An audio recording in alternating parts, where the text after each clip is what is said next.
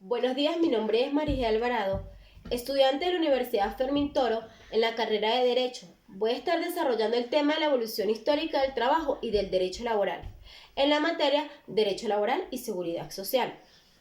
Al hablar de trabajo, hacemos referencia a que éste nace del sufrimiento de la esclavitud. Entramos al feudalismo y aquí este era considerado como un sistema socioeconómico así denominado por Europa. Acá podíamos observar una sociedad feudal constituida por un rey, nobleza y pueblo. El campesino trabajaba las tierras y de ellas vivía como fuente principal de ingresos. Esta se podía comercializar lo que en ella se producía. Vemos un cambio al capitalismo y se ve una concentración de poder en el rey. Este da la transición al mercantilismo y se ve la aparición de nuevas fuentes de trabajo como lo eran el banquero y el comercio.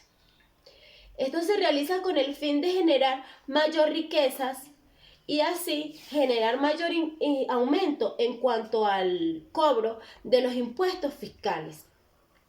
En el capitalismo también vemos la aparición de la protoindustria. Esto era el trabajo en casa.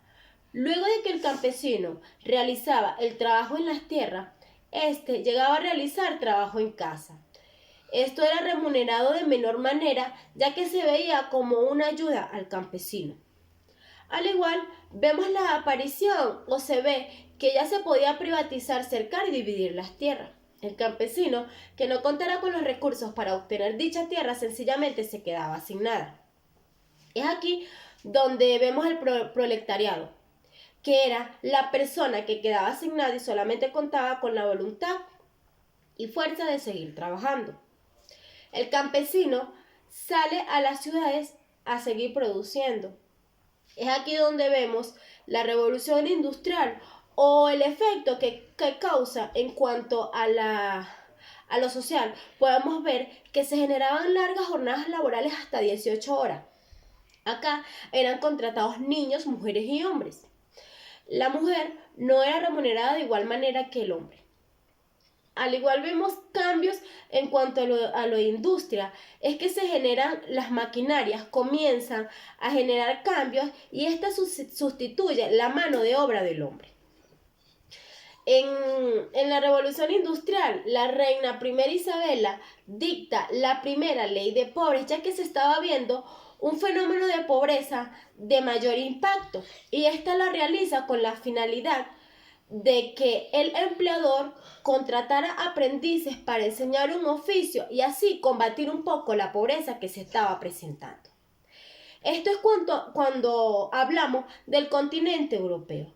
Al hablar en América, se ven cambios a partir del siglo XX en cuanto al trabajo. Es el movimiento obrero quien comienza a hacer impacto o hacer presión en cuanto a formar una ley de trabajo. En 1862, en nuestro primer Código Civil, se ven en una de sus disposiciones la aparición del contrato de arrendamiento de servicios inmateriales, lo que conocemos en la ley de trabajo como contrato de trabajo. Venezuela ya contaba con antecedentes en cuanto a la materia de ley de trabajo porque existió una ley de India o ley de indios.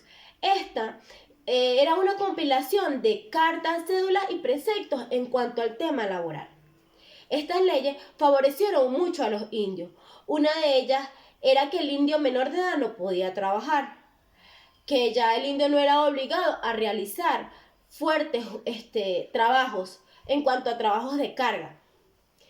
Al presentarse esta ley se ve un impacto en la importación de negros africanos para realizar el trabajo que el indio ya estaba como protegido y que no era obligado a realizar. Venezuela presentaba estos antecedentes y ya contaba con la existencia de una ley. Y es aquí, en 1917, que aparece la Ley de Talleres y Establecimientos Públicos. Este establecía como jornada laboral 8 horas y medias de trabajo, un día de descanso y aseguraba el aseo y la higiene en cuanto al entorno o los talleres donde se realizaban las actividades laborales.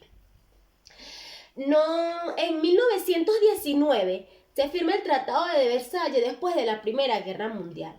Y es en dicha fecha cuando Venezuela ingresa como miembro fundador